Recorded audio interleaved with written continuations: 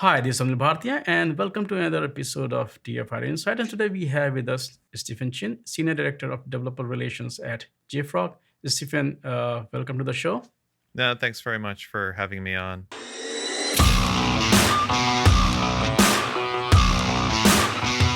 Yeah, so we are living in a totally different time.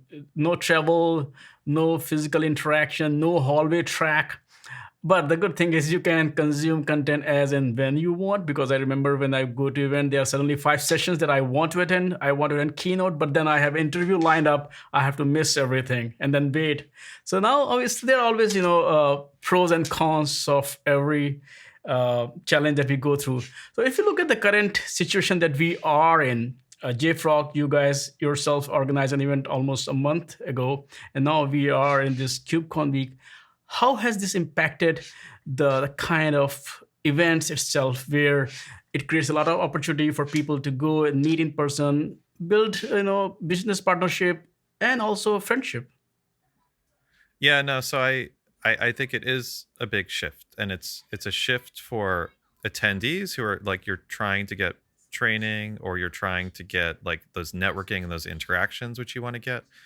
It's a change for companies which put on events. So as you mentioned, JFrog runs Swamp Up as our annual DevOps user conference, and I think as a host of a conference, there is a big advantage because in the current environment, you have a much wider reach. So with Swamp Up, globally, we had over 4,500 attendees, which was our biggest event ever.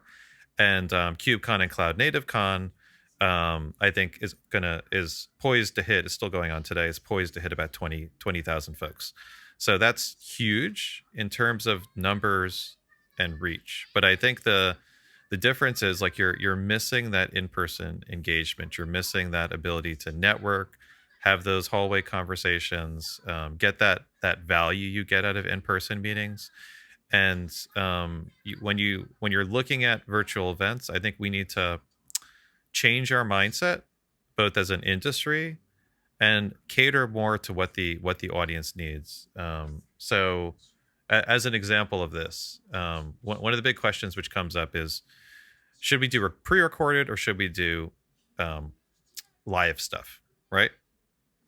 So would you rather watch a pre-recorded session with higher quality and maybe be able to interact with the attendee in chats, or would you rather have a live session like a Zoom where you can kind of interact and have that live banter going on? And I think the answer is you kind of need both. And let me describe why, because I attend a lot of conferences now virtually now instead of in person. So doing an all live event for multiple tracks, multiple speakers, all of that stuff. I've been involved in a bunch of those, and invariably, um, the sessions end up running late. There's logistical issues, and it's very hard to give a high quality experience to the attendees for what they would expect to come to, and kind of the caliber of like the keynotes and that engagement which you get at a physical event. That said, the opposite's true. If you don't have a live element to it, you just don't get the engagement, you don't get the questions, you don't get attendees, and attendees just feel like they're watching pre-recorded YouTube videos, right? They don't feel like they're actually at an event. So I think the mix here is, for example, there were lots of good experiences at KubeCon, like a virtual drag show. At Swamp Up, we had like a virtual mixer where people could mix drinks with some of our dev advocates, and those sort of experiences they add to that engagement, to that element where it's live and there's interaction, but you're still getting the high quality recorded keynotes, the professionalism of an event which is well orchestrated where things run on time. And I think that finding that balance is something which a lot of organizations are trying to figure out, and it's kind of, I think it's norming on that sort of hybrid approach. Right. I fully agree with you.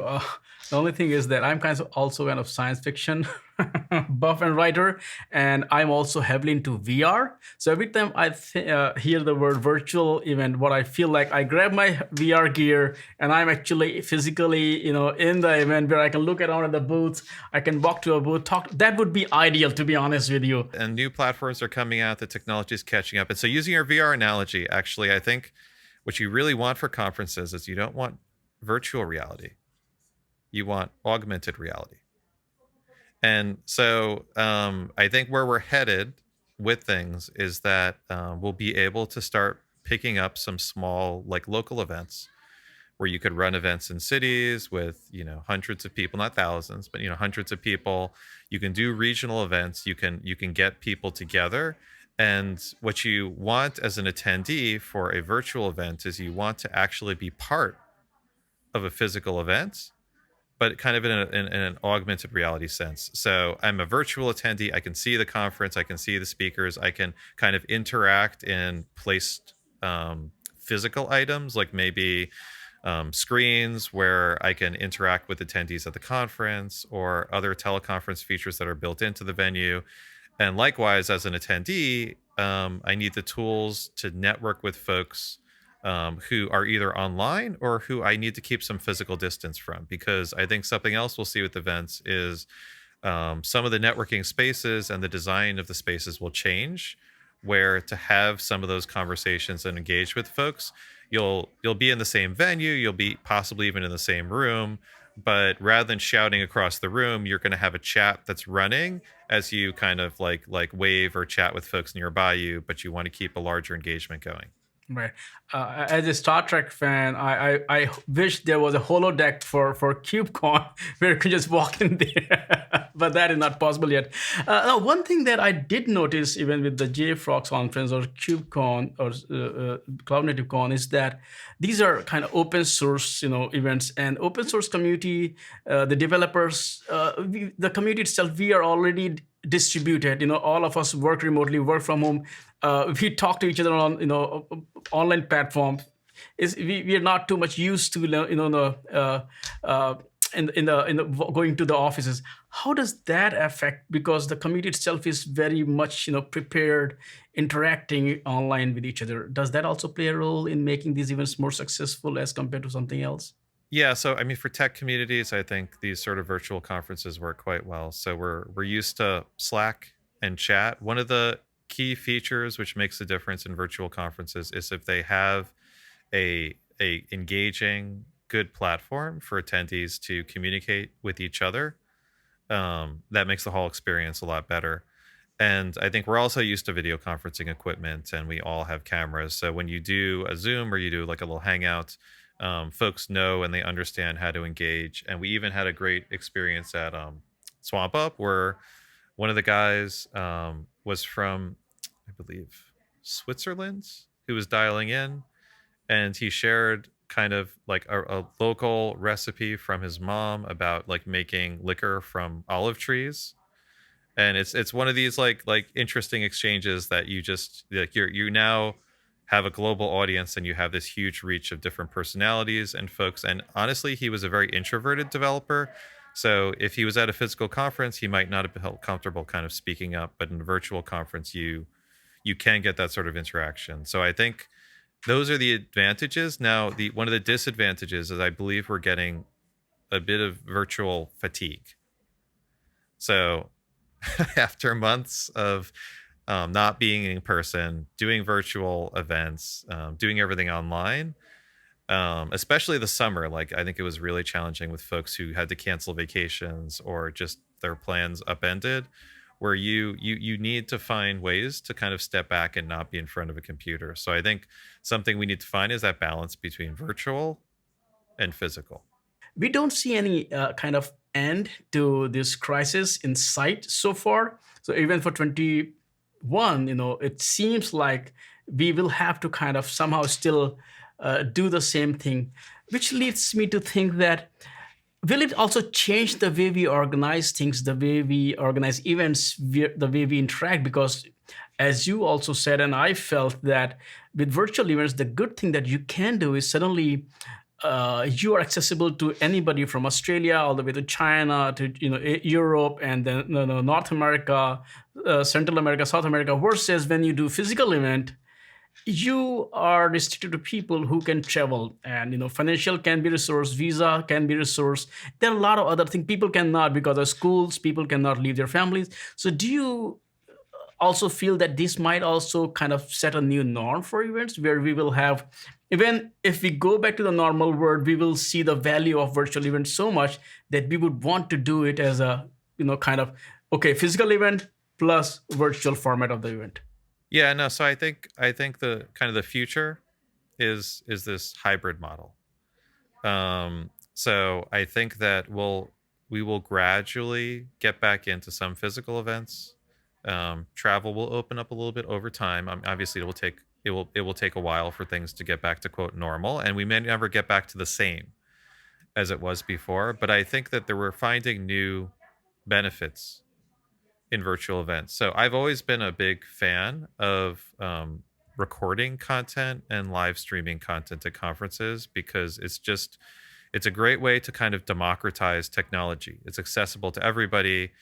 Even folks who can't afford to go to the event or can't travel to the event can learn, can educate themselves, and can become better developers. And I think virtual events also have kind of done this for the industry, where um, KubeCon is an event where now thousands of developers could attend, and the content's going to be free later on, where everyone else can now access all this great content for free. So it levels the playing field, and I think that this benefit is something that we're going to carry forward in the future, with kind of a hybrid model where you have in-person events, you have a virtual or augmented reality experience that ties in remote people, and then it becomes something where now developers in Asia, developers in India, developers in South America can attend some of the events which they normally would have had to fly for and would have been expensive business travel, and they just pop on their augmented reality headset,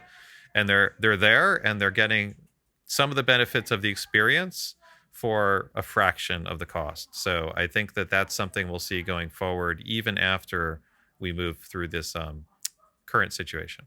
Right.